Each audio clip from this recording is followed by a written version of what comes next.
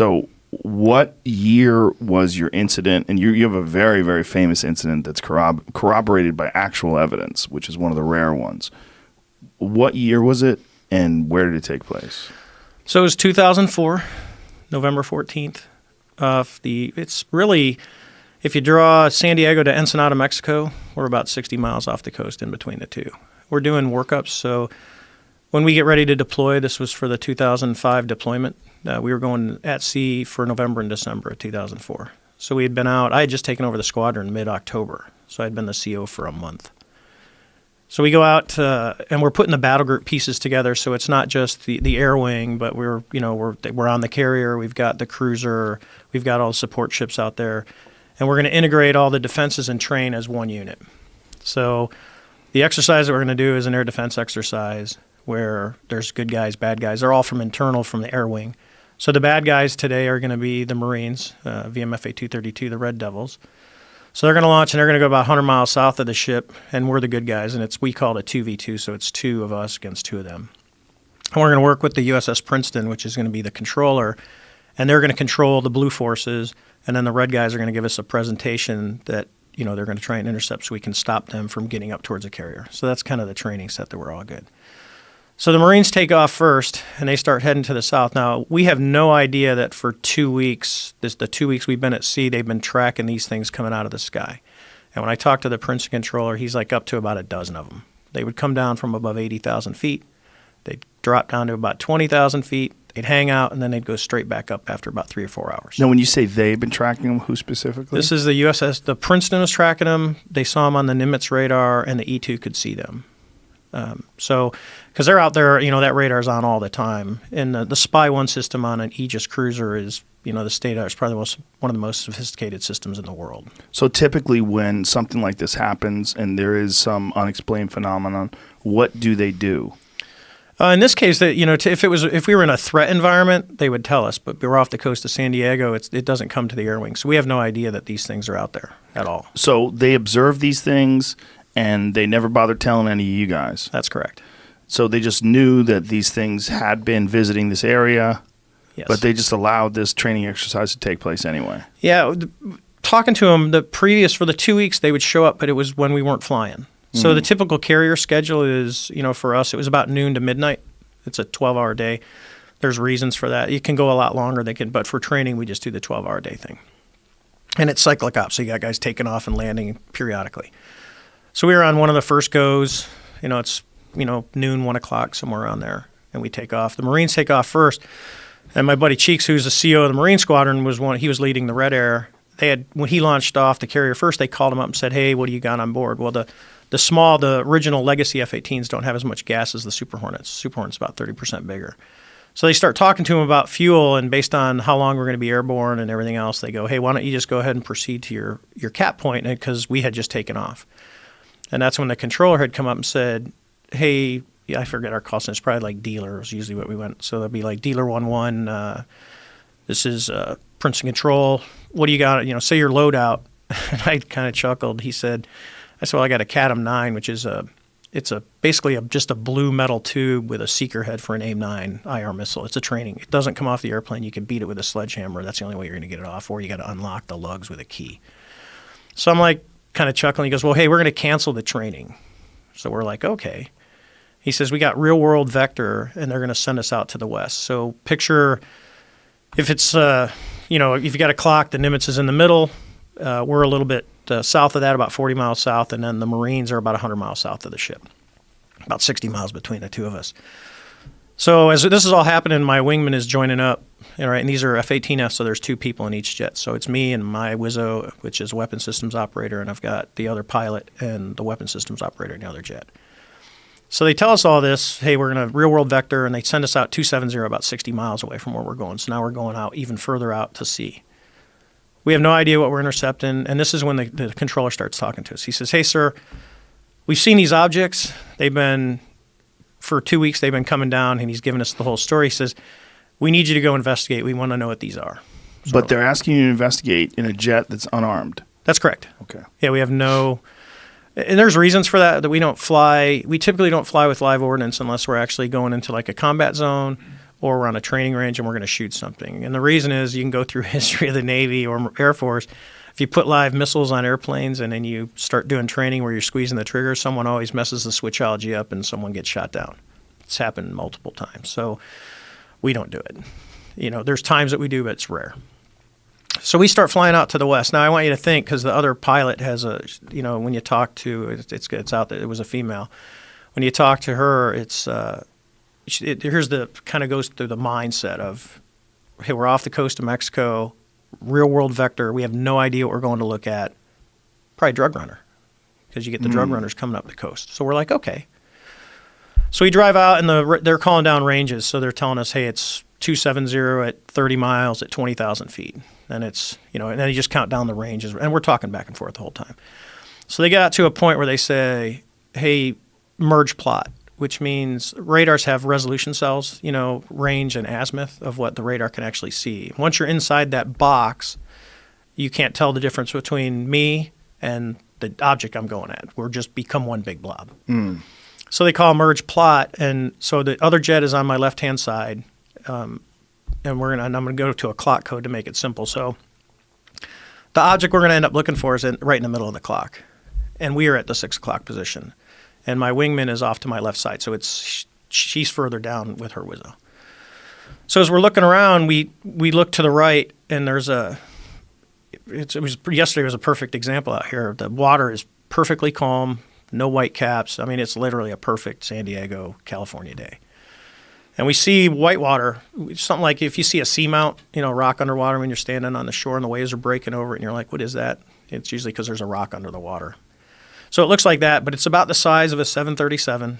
It actually kind of has a shape of like a cross, and it's pointing to the east. So you've got the long part going east-west, and you got a couple of things going north and south.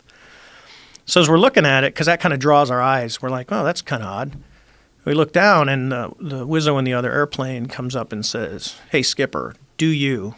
And that's about what he gets out of his mouth. And I'm kind of looking at the same thing. I go, dude, do you see that? What is that thing? And what we see is this white Tic Tac looking object just above the surface of the water, pointing north-south, and it's going north-south, east-west. It's just radically moving forward, back, left, right at will. And it's moving around the disturbance, the whitewater that we see. How big is this thing? So, over time, it's about 40 feet long. And the way I estimate that is, I got a lot of time fighting other airplanes, so it's about the size of a Hornet fuselage. So that's why I say 40 feet. And this thing's just going left. So the first thing you see when you look down, you go, and this is with our eyes, it's not sensors. Right, so we're looking down at this thing, and first thing you think is helicopter, right? Helicopters typically stay below 200 feet when we're out there, and they're just driving around. We're pretty far away from the ship for a helicopter for one of ours. So what is it? So the first thing you look for is rotor wash. If you've watched any TV show that starts kicking the water up, and you can see that it's really easy to see from the air. So we're like, no rotor wash. Matter of fact, don't see any rotors. Don't see any tail rotor. Don't see any, the main rotors are like, that's kind of weird. So as we're driving around, we're looking at this thing. We get to about the 9 o'clock position. How far away are you from this thing? I'm at 20,000 feet, and it's right down on the surface, right off our right side. So I'm probably maybe a couple miles lateral and 20,000 feet, and we're just watching it move around. And so it's very small in your eyes. Not overly small. An airplane down that low, it's 40 feet. You can see pretty well. It was pretty clear. So I'm like, okay. So I said, I'm gonna go check it out. That's what we're trained to do. The other pilot says, hey, I'm going to stay up here. And I'm like, that's perfect. So now we'll get some separation. We'll get it from different views. And the other airplane will kind of have a God's eye view of everything that's going on as I go down and check this thing out. So I start driving around, and it's still doing its forward, back, left, right. It's still pointing north-south. We get to about the 12 o'clock position. I'm just in a nice, easy descent. And a reason, because I've been asked, could you go more aggressive? You can, but when you're out over water, the water looks the same at 20,000 feet as it does at 2,000 feet. You don't, so you can easily put yourself in a non-recoverable position if you're not paying attention and you go into the water. So I got this nice easy descent. I get to about 12 o'clock, and as I'm coming down, I could guess probably about, 18,000 feet now, a couple thousand feet below the other airplane. The Tic Tac just kind of rapidly goes boop and turns, so now it's kind of pointing east-west, and now it mirrors us. So it's above the surface, we're up high, we're coming down, it starts coming up. I'm like, well, this is getting interesting.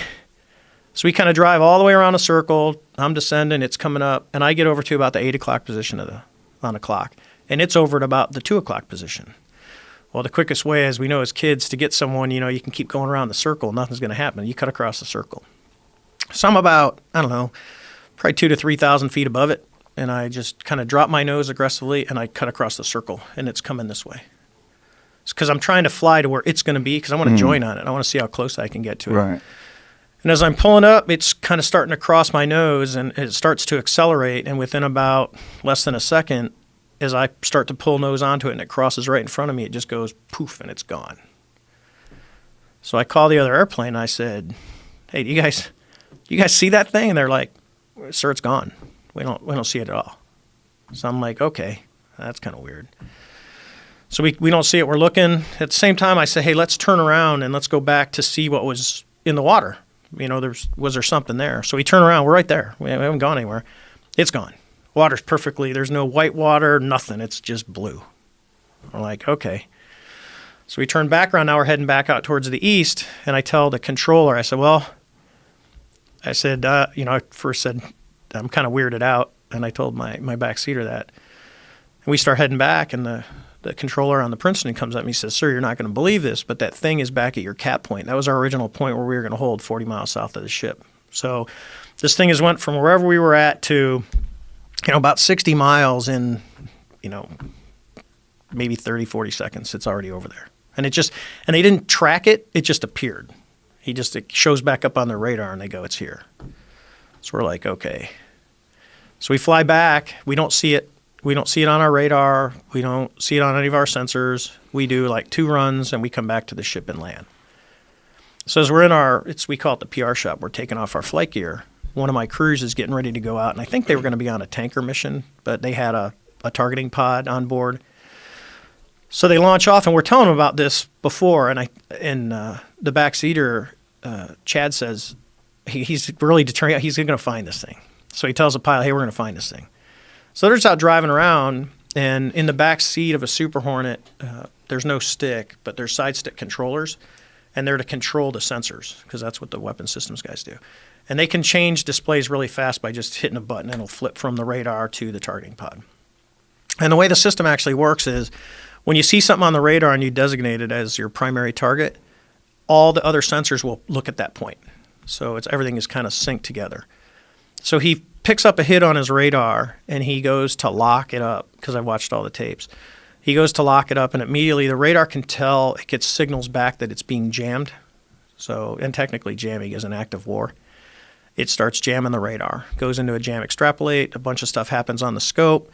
Well, he's smart enough to castle to his targeting pod, and he takes a passive track, and that's the video that you see of the Tic Tac where it's just sitting in the middle of the screen real quiet. So he does that, and he goes through, if you watch the video, if we had it, I'd go through it with you, but they go through all the different modes. So he goes, it's an IR and an EO. EO is TV. It's black and white TV camera. We can get the video, right, online? Mm-hmm. Yeah, let's get the video, Jamie. Where would you can't show it to anybody. We can't show it on YouTube, but you can see it and people will be able to go to it. You know what we'll do? Go to the video and we'll tell people when we're starting and we'll tell people what the title of the video that you get to is and they can sync it up themselves if they're watching it. It's publicly owned. Sorry. Yeah. It's publicly owned. It's, American government released Right. it. So it is actually something in the public domain. So you think we could play it on YouTube and not get pulled? Yeah. 100%. You think so, Jamie? It's a government. Those things, I would say, yes, we should be able to, but sometimes those things get messy. So Let's take a I'd say chance. yes. Okay, Let's all take a right, chance all with this one. okay, all right. I know if you find a New York Times article, there's a link to it. It's a Pentagon release. YouTube is crazy with copyright stuff, and we've always been like 2 steps away from getting pulled off of YouTube completely. It's a real disaster. I understand from their perspective. There's a lot of legal issues they have to deal with, but I have it on a private server. I could maybe send Jamie. the issue I believe though is the actual copyright of the video itself. Oh, it's a Pentagon Pentagon release released public Okay, domain. and the Pentagon's going to come after us. video. I don't think so. I But don't no. think so either. Did you find it? Yeah, I want to find a good version of the video that doesn't have somebody Jeremy, else's do you know- copyright. Yeah, I've got Okay. an unwatermarked version. Let me just look it Yeah, up and this send one it has to you. tons of Jeremy will watermarks get all it over to us. I have to figure out how to send it to you right here. Give me a second. Do you have AirDrop? Or could you AirDrop it? Yeah, but Do I you got have it on copy of a page. I got it on a page, a private page. I can send Jamie. Oh yeah, okay. Okay. Okay. Do you have Jamie's info? No. Yeah, Send it. I'll write it down. Okay. I'll figure it Or out. you can what send guys it to me and I'll send it to him. Okay. That's pretty easy. Sorry to disrupt the momentum. No, you're good. But I think it's probably important to be able to have this the video itself, so you could just talk about it. And we're about to yank it up here. Okay, Jamie wrote it down for you. There you Thanks. Give me a second to get it up. go. Okay. And for people who don't know, Jeremy also produced Bob Lazar, Area 51 and Flying Saucers, and he was in here when we had Bob Lazar in, talk about Bob's experience, and Jesus, if that wasn't a game changer for me and for a lot of other people. This is a subject that it's so easy to mock. You know, this is why I think it's so important that we talk to people like you, because like I said, just your average everyday UFO crackpot, they believe everything and anything. Had you ever had any UFO experiences before this? No, the irony, and I tell this story. My mother-in-law, she'll be listening. She literally, every time I would go home, she would ask me, "Hey, did you see a UFO? Did you see a UFO?" And I'd be like, "No." And when I first started dating my wife, she was a big National Enquirer. She had all the supermarket tabloids, and I would always just feed her crap for it. So this happens, and I never say a word. So my friends all knew it was a great story over beers because they'd go, "Hey, what's the coolest thing you ever saw flying?" I go, "I chased a UFO," and they go, "Get out of here!" I go, "No, seriously," and I tell them the story, and they're like, "Dude," I go, "Yeah." So I go home, and I got asked by Lou Elizondo to do the New York Times article, which, as like anything else, I always say no. Like, it took a bunch of times to get me on your show. Jeremy kept asking, and it was... Thank you, Jeremy. You got to thank my contractor's wife, Angel, who we were at a party drinking, and she goes, "You got to do Rogan." I go, "What?" She goes, "It's the biggest podcast on the planet." She goes, "You got to do it." And I go, "All right, I'm going to do it. Just for you, I'm going to do this show." So Shout out to Angel. Yeah, from New Hampshire. So...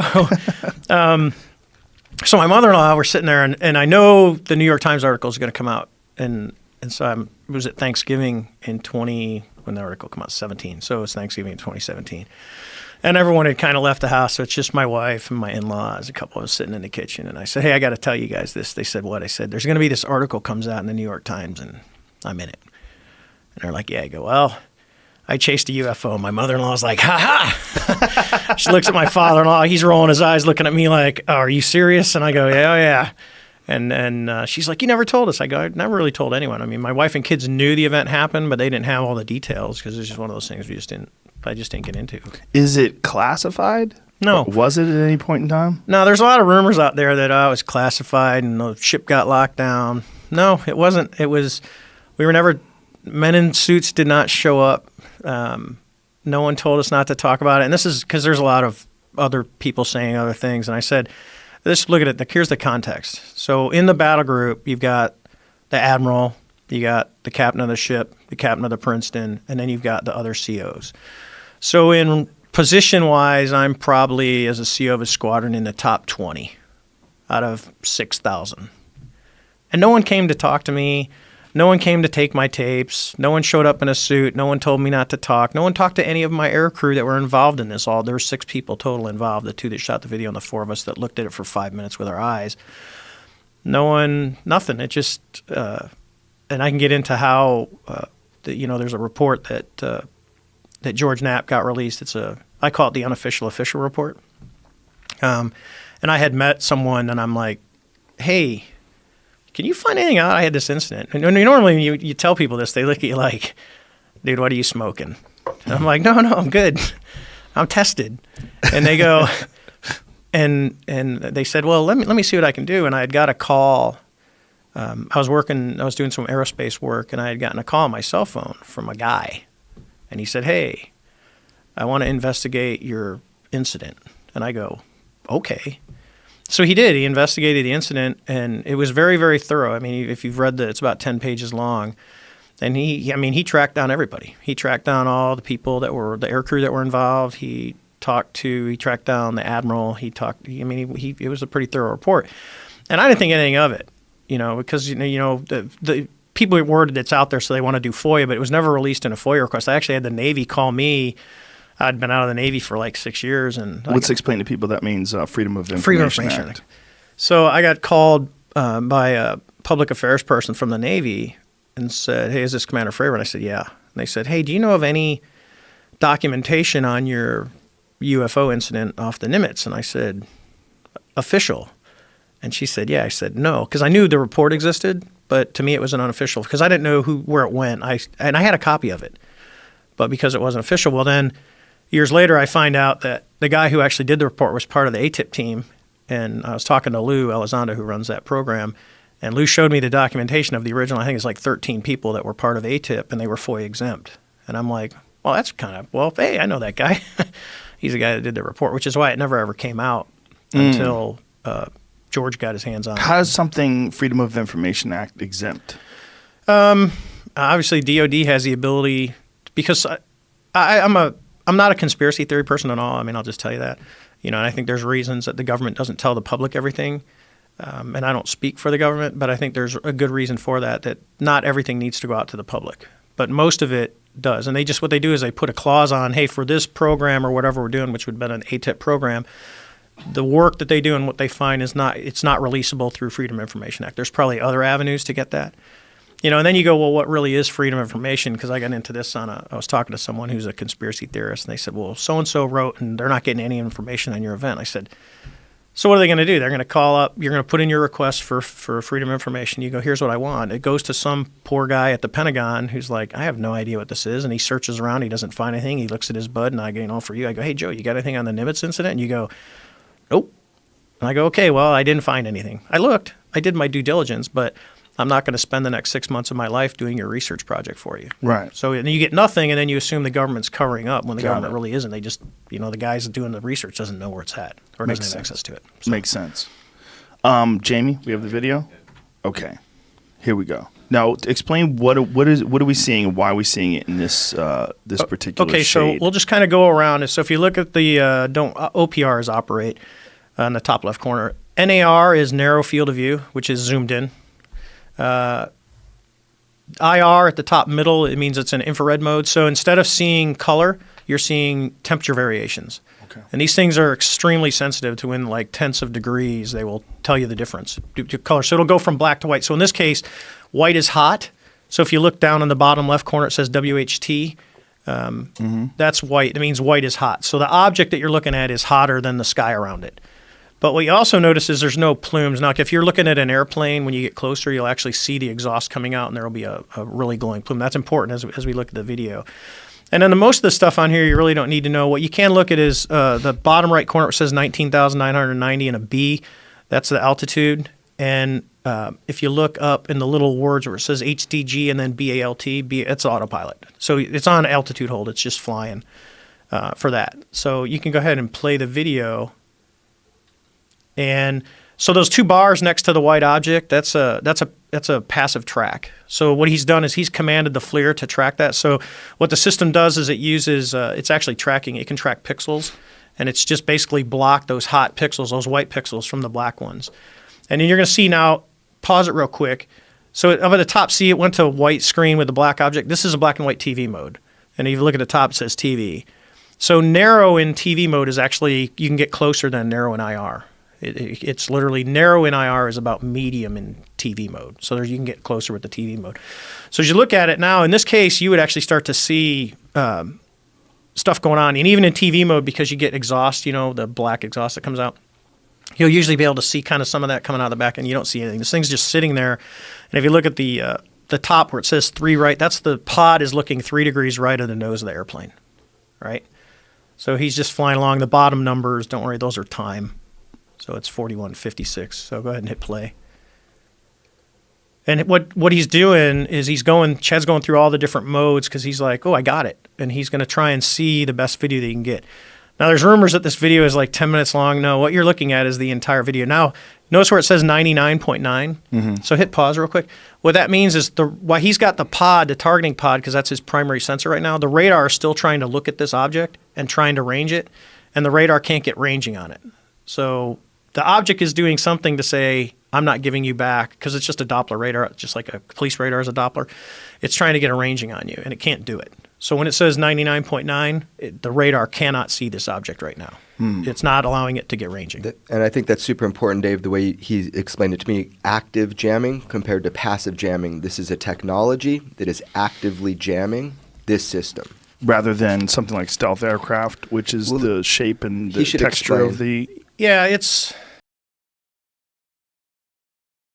You and I have some shared interests, clearly, in the world of UFOs. But I want to talk. Most people know of you because of Bigelow Aerospace. They know that you're this billionaire investor and you're a very successful businessman. But you have a deep fascination with UFOs. Yeah, sure do. How did this all get started? Back when when I was about 3 years old, which would be about 1947, and actually of May of that year, my grandparents had a very close encounter that was dramatic. And they were taking an evening drive in the late afternoon up into the mountains and coming on back down to Las Vegas. And they saw what appeared to be at first an airplane on fire. And the object became closer and closer to them, and they pulled off to the side of the road. And at one point, then it filled up the windshield, and they thought they were going to die. And at the last second, it shot off and disappeared. And I learned of this story when I was probably 10 years old, and because I was 3 at the time, and my mother had told me this story. So I approached my grandfather, and he wouldn't talk about it. Now, after all these years, like 7 years have gone by, because I was intrigued with it. And so I went to my grandmother, and she only would say a few words, but she wouldn't talk. So I got the story from my mom, and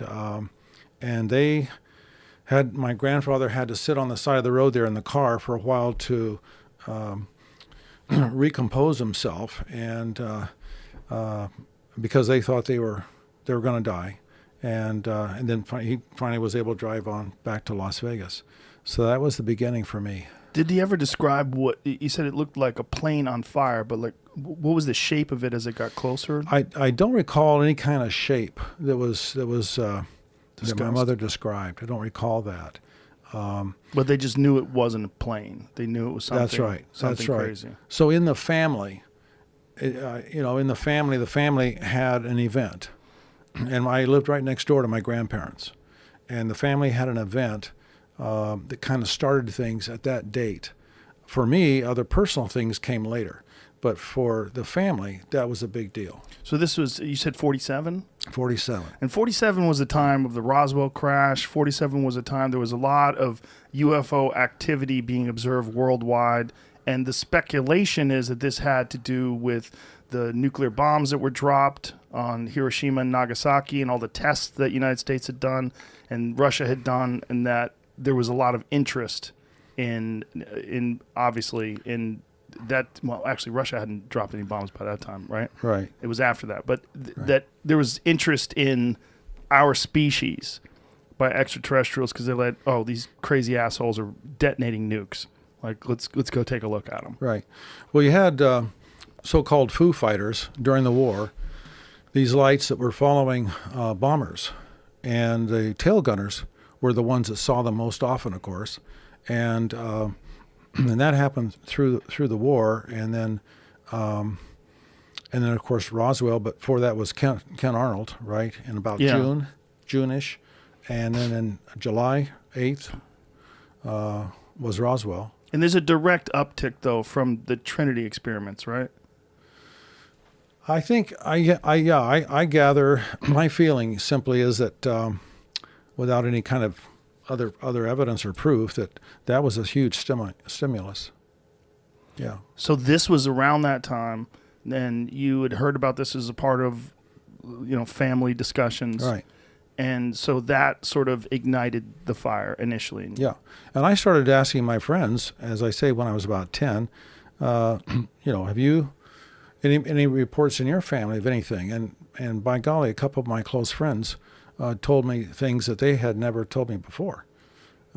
So, that wasn't necessarily an exclusive event, is what I'm saying.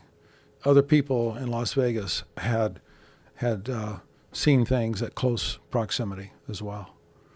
Now, your relationship to this is obviously something that you've carried for so long. It's been an obsession of yours for so long. Yeah, yeah. It started with this, but what personal experiences, if any, have you had? Well, when I was probably 7 or 8, I used to have what I chalked up all my life to just being silly dreams. And I had maybe 5 or 6 of these dreams, and I could never make sense of them. And I would be laying in bed on my side, and typical dream, always the same. There would be 3 short somethings in a kind of monk robe, and so I couldn't see any face, couldn't see any appendages, and these 3 whatevers were standing there, and they were not too far from my eye level as far as the heights and so forth. So these like child size? Yeah, and so there was nothing I was an avid comic book reader, but there was nothing in the whole genre of comic books that related to that, or movies. And we didn't have television in Las Vegas till 53 or 54. And even after that, it was terrible broadcasting, at first. But so it made no sense to me. And so over my lifetime, I never mentioned it to anybody, including my wife. It's funny how you keep things secret and just kind of for no good reason. Maybe I would be embarrassed to talk about it. But I finally thought, well, maybe it was just dreams. Maybe it was something else. And so that was a first event personally that I had at that time in the subject. When did you start to connect the idea of these tiny people or human-like things with extraterrestrials? Well, years later, when I began to start my process as a researcher and as a student in the subject, and began to talk with people who made it their business to be experts in abductions. And the more I got into the field and sat writing out questions for the researcher, for the therapist who would be asking the questions, and I'd be sitting there watching the process. And just over time, I thought, well, maybe there was something more to it, but I'm better off not knowing anything, so I'll just block it off and forget about it. Yeah, we talked last night about John Mack a little bit, the Harvard. A great guy. Yeah. And he did a lot of these sort of hypnotic regression sessions with people where they describe very similar scenarios. A multitude of different situations. The abduction phenomena was very proliferate in the population, it seemed like. Even we did a survey called the Roper Poll, and we repeated it 3 times so that the margin of error was really reduced to like 1.5%. And abduction researchers came up with the 10 questions, and so we distributed that, and the conclusion was a fairly relatively sizable percentage of the population had some kind of experiences, according to them, according to the researchers, and according to the poll. I am not qualified to speak to the accuracy of whether the questions were that relevant to the conclusions or not, but that's what they said. And and I had in my own research found people that I put them through a regression, not personally, but I found a hypnotherapist that could do that, and I found a number of people just here, there, scattered around, maybe somebody in my own staff, and they would come up with these stories and these events.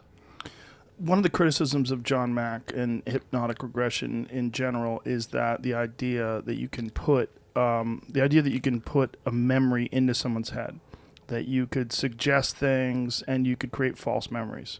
And this was something that I've read in the criticism of his work, that this style of hypnotic regression and bringing up these very specific scenarios to a bunch of different people, you can sort of help create, especially in people that are easily influenced or people that are open to suggestion. You could put these false memories in their head. And so, you know, especially when you're dealing with something as fantastic as a Right. UFO or Right. alien abduction or visitation or something like Right. that. Oh, that's definitely possible.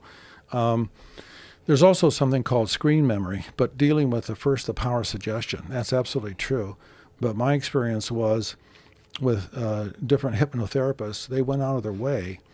In fact, maybe if they did make a suggestion, it was just the opposite. They might say, "Okay, you're on board this craft. You know, where's the lighting coming from? Is it coming from the corner or of the room that you're in?" Well, there were no corners, and they'd be corrected right away by the person being hypnotized. And so they went just the opposite direction on purpose to make suggestions to maybe coax the person to come that direction, and they wouldn't do it. The person wouldn't do it. Now, screen memory is different. Supposedly, if somebody has a very close encounter with supposedly somebody that's ET, you leave that the memory turns out to be entirely different, and that's put into you consciously, and you recall something entirely different than what actually happened. Maybe you saw two deer on the road, or Right. something of that sort, or maybe there were owls or whatever. So that's what's purported to be. I mean, when you see these the Pentagon's talking about it, when, you know, intelligent officials, you ever wonder whether or not it's disinformation? Yeah. You want to Go ahead. So yeah, I'll take that first. I've heard you kind of talk about that a bunch, Yeah. you know, and I think it's a very healthy suspicion to have.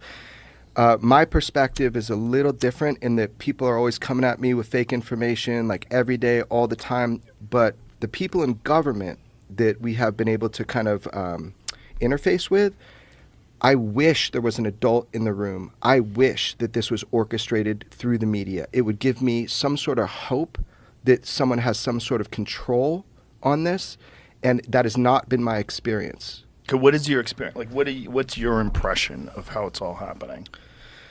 It's a big question. I don't know where to start on that, but here's what I know. I know that there are people in government that want some level of disclosure on whatever this is without defining it. Just there should be oversight.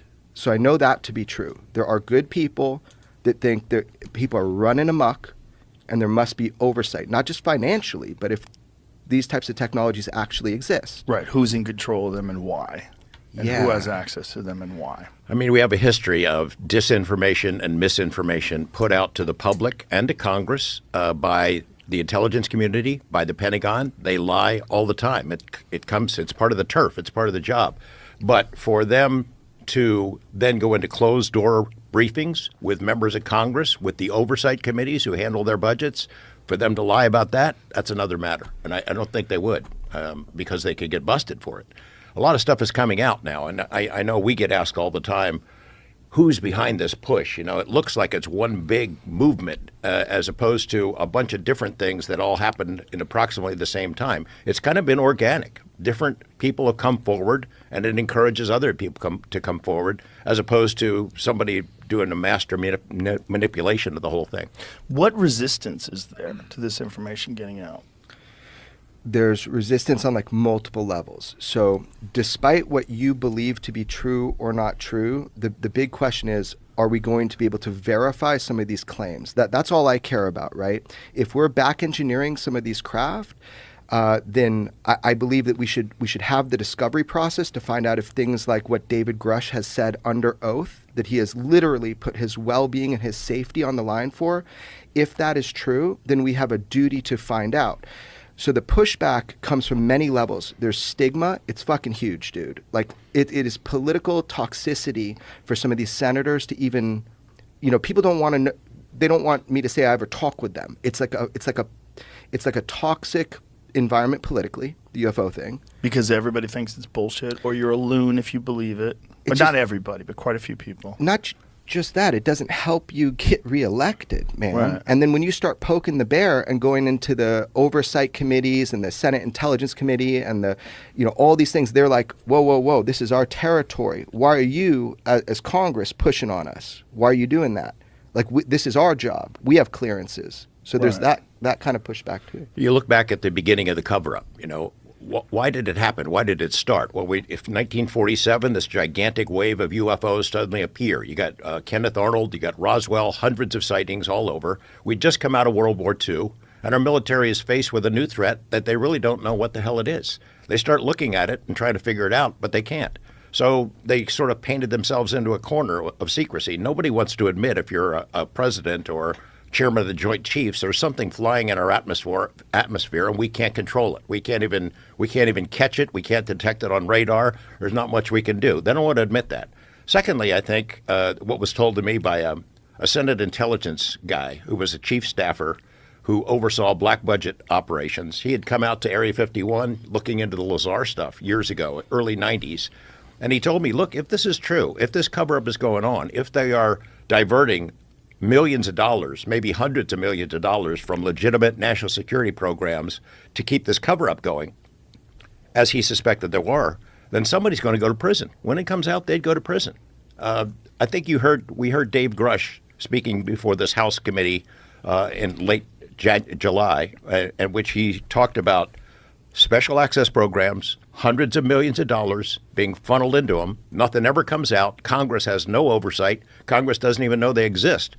That's the kind of thing you could send somebody to prison if and when it comes out. And then the final reason, we can only speculate about it, maybe there really is a big secret. I wonder about it.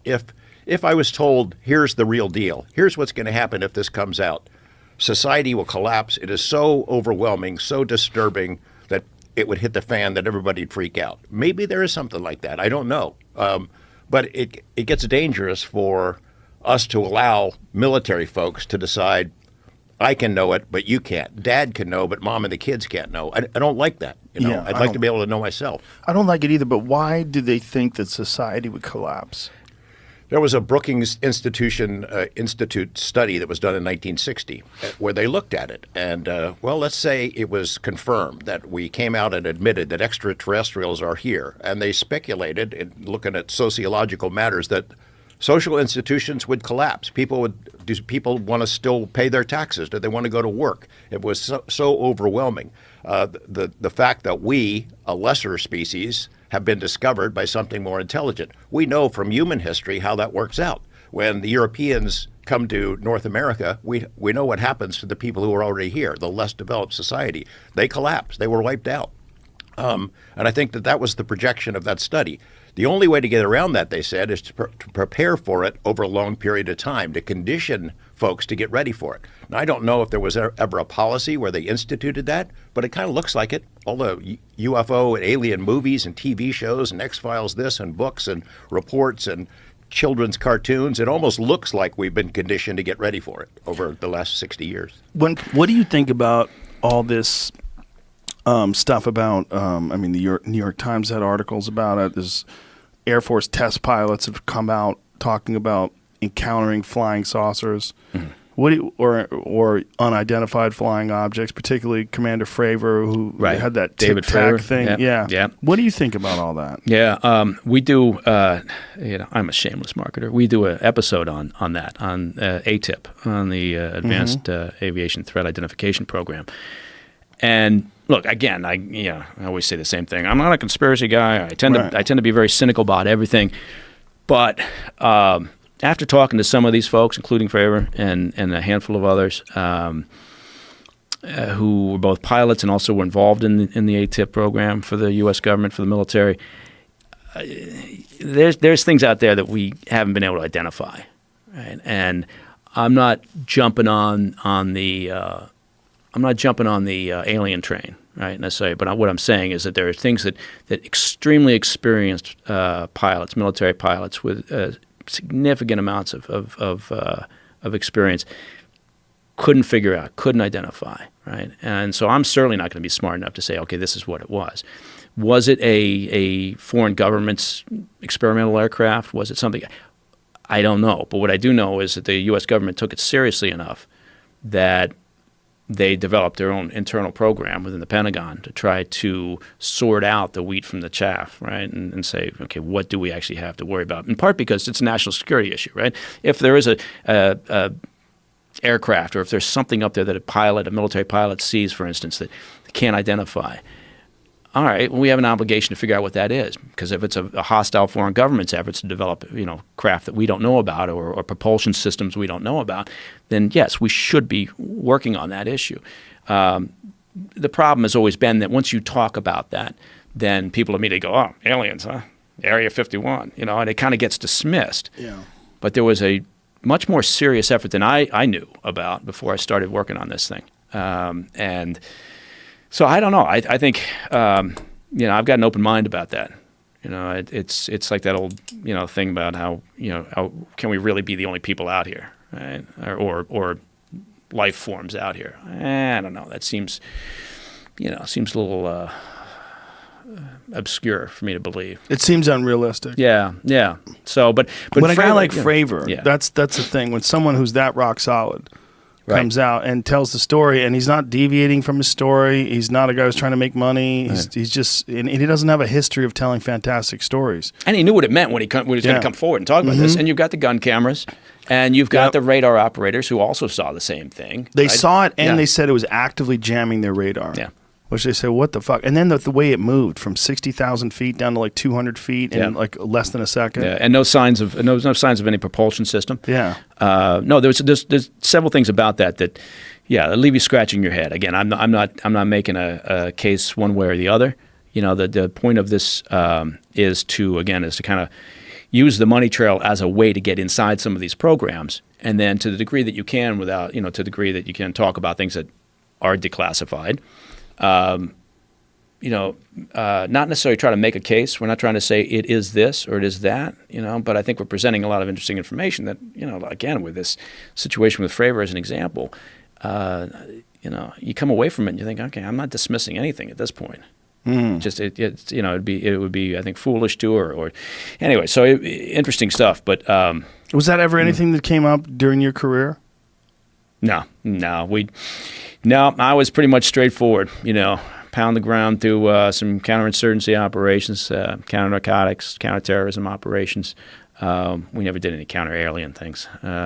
So right, that was a different operation. That was on a floor we weren't allowed to go onto at the headquarters. Seems like if we had to admit it was real, if it was something that was real, and we were being contacted on a regular basis, or at least a semi-regular basis, that would change the way everybody feels about everything.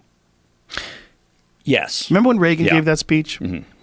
I think it was the United Nations. He said, imagine how easily we would come together if we were faced with a threat from an alien world. Right. And everybody was like, oh my God, he knows something. Yeah. The aliens. He's about to spill the beans. Yeah, that's what we were hoping. All the UFO dorks like myself. Well, but think about it. I mean, think if that did come out, which is what part of the allure, right, is the idea that, the government's been keeping this from us for all these years, and you think about what that would mean, not just obviously, oh my God, really, there's something going on out there, but then sort of that breakdown in trust, not that it's not happening already in terms of the government and its ability to, play square. But, look, Area 51. Area 51 was scouted out for use as an experimental, test site for aircraft. And, made perfect sense. Well, then you get all these experimental aircraft being developed out there and flown, some successfully, some not. And, locals, see this shit, locals being a fairly good-sized region because of the distance on these. And, it's understandable how you start getting some of these stories. But, having said that, I sat down with Fravor, right? We talked about this a lot for this one episode, and I talked to several others. And again, I come away and I'm not sure what to think, but again, I'm not closing the book on anything at this point. See, the way I looked at it is if these were unique expeditions from another planet, or whatever it is that comes here, some alien spacecraft, all they'd have to do is come here once or twice. Get fed up. Not even that, but I used to have a bit about it, how Earth is the Tijuana of outer space. They only come down here when they're fucked up and they want to see a show. That's why they don't stay. They just come down and they go, what the That's fuck? it. Like, no one's doing any science expeditions to Tijuana. I'm not going back there. No way. Not unless I'm drunk again. Yeah. Well, I was just thinking that if they were going to come down here and examine us, I mean, they could just do it a couple of times and people have these stories and everybody else dismisses it. Like, where are they? Where are they? I don't see any aliens. Yeah. Because you really wouldn't. And you probably don't. And if they're capable of moving at the speed that Fravor described, where it was just impossible to track with the human eye. Like, They're not going to view us as a threat. no. Yeah. They're not I going don't to. think they think we're a threat. I think they're just, I don't know. They're not going to look at us and say, we want to steal their technology. It's the most know. fascinating thing to me. Out of all the weird what ifs and who could do this and how could that be true, the alien one is the most fascinating. Because if that was real, and if we somehow or another one day get some undeniable proof, like the Fravor film, the film footage, the gunner footage, the radar footage, that's pretty goddamn compelling. But man, if there was something like off the charts,